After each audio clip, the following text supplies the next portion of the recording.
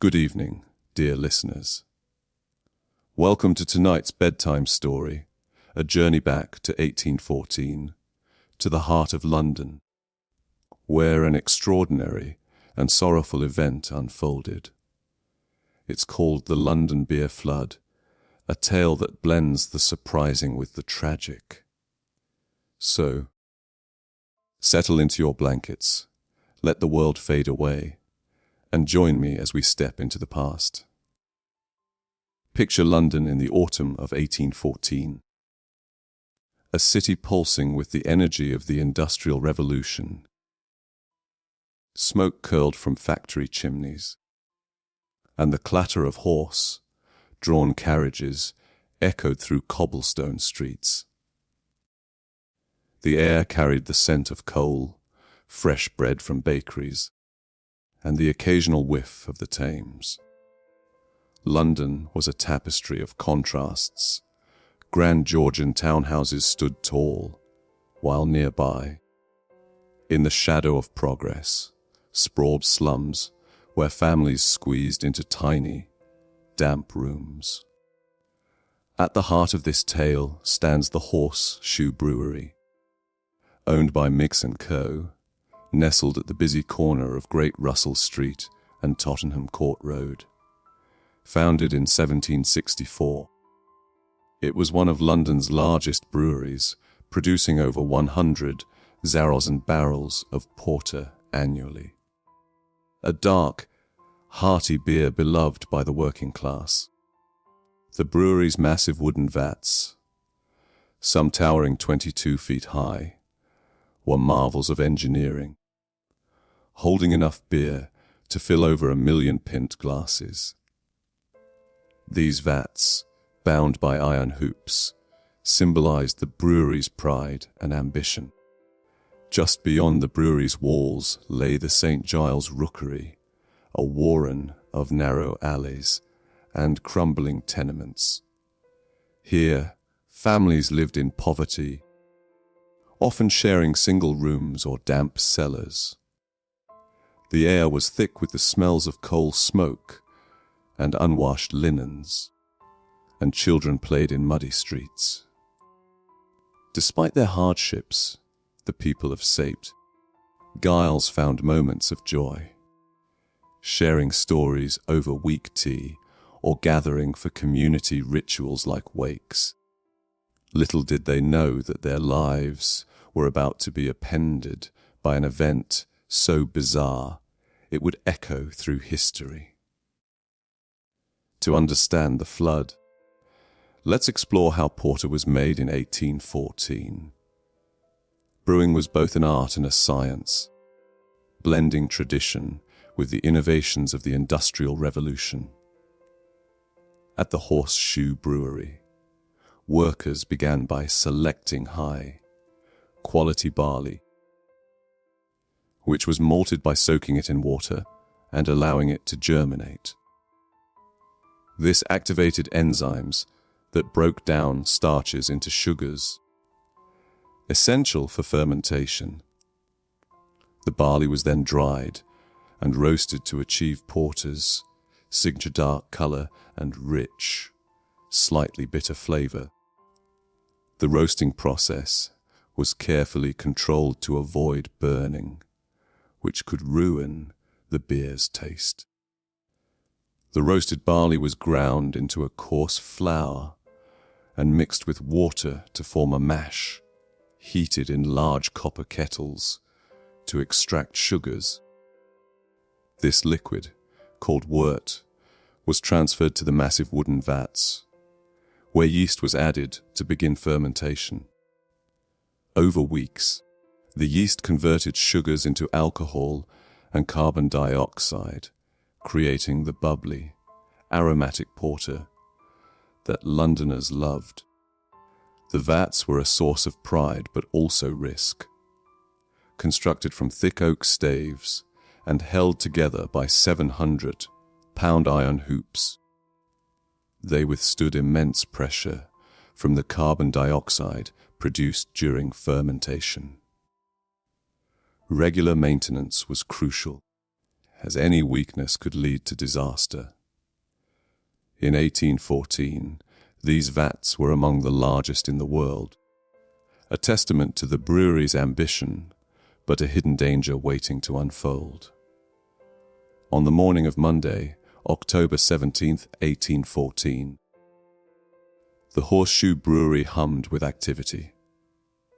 Workers hauled sacks of barley, checked the vats, and filled barrels for delivery. The air was heavy with the sweet, yeasty scent of fermenting porter, and the clank of metal tools rang out. Among them was George Crick, a storehouse clerk who had been with the brewery for years. Around midday, George noticed a troubling sign. One of the iron hoops on the largest vat, holding over 500 barrels of porter, had slipped. He reported it to his supervisor, who shrugged it off, saying, "It's happened before. We'll fix it tomorrow."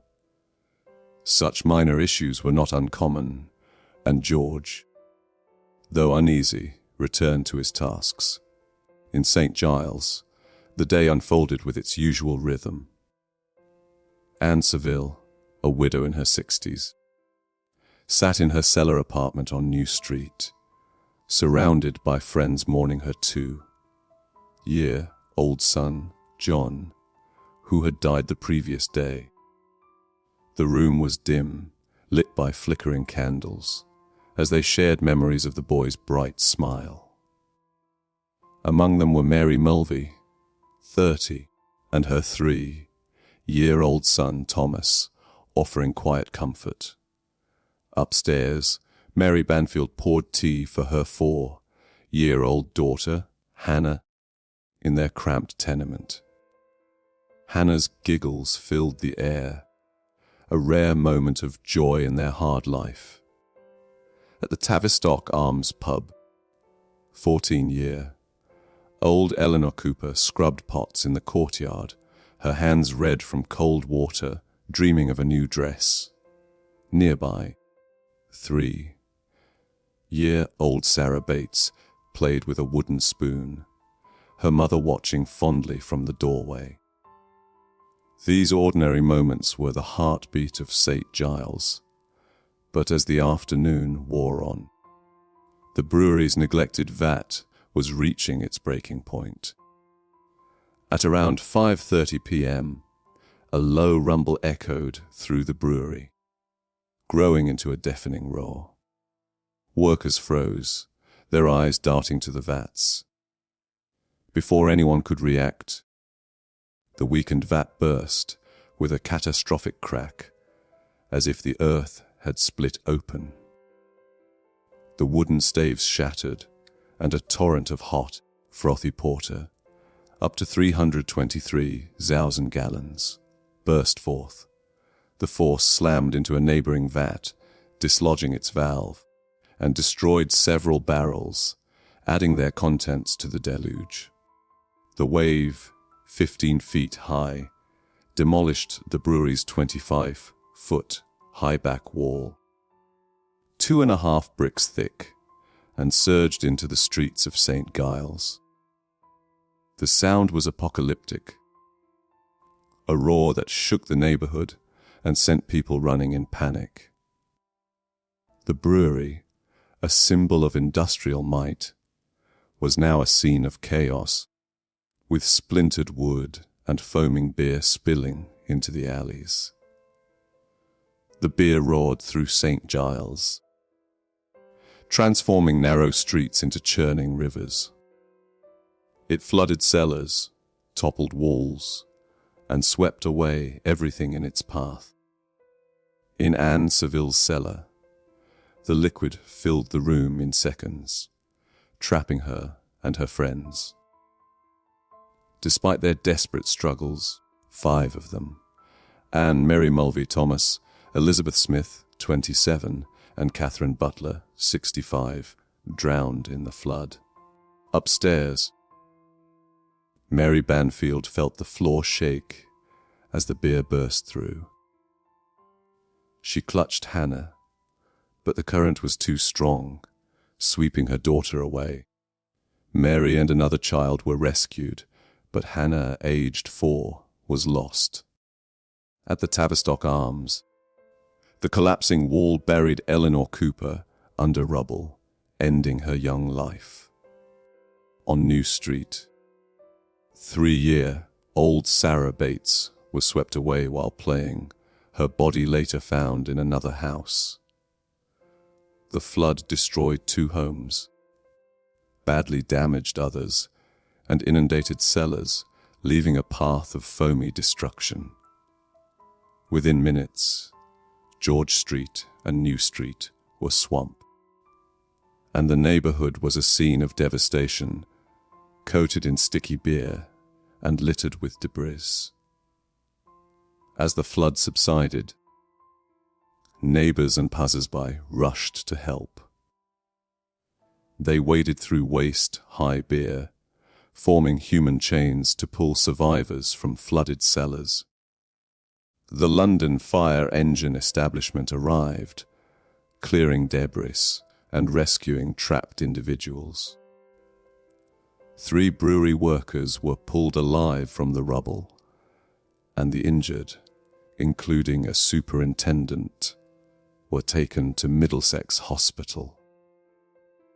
The community mourned the 8 lives lost, raising funds for their funerals.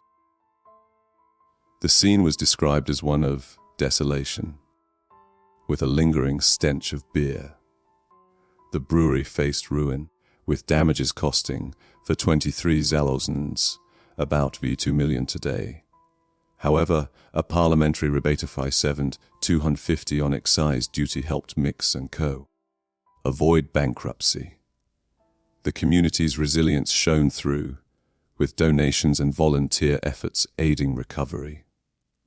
On October 19, 1814, a coroner's inquest was held at the St. Giles Pals Parish Workhouse, presided over by George Hodson. George Crick testified about the slipped hoop, explaining how it was overlooked. The Tavistock Arms landlord described the pub's destruction, and residents shared their losses. The jury ruled the deaths casually, accidentally, and by misfortune, absolving the brewery of legal responsibility. This verdict sparked debate, as some felt the brewery should have been more vigilant. But the law deemed it an act of God. The flood prompted the brewing industry to rethink safety. Large wooden vats, once symbols of prestige, were phased out in favor of smaller, concrete-lined vessels that could withstand higher pressures. Stricter maintenance protocols were adopted, and brewery designs improved with stronger walls and better drainage. These changes reduced the risk of similar accidents, marking a turning point in industrial safety. The London beer flood remains one of history's strangest disasters, blending tragedy with absurdity. It has inspired books, articles, and plays, captivating audiences worldwide. Today, the Dominion Theatre stands where the brewery once did, its patrons unaware of the dramatic history beneath their feet.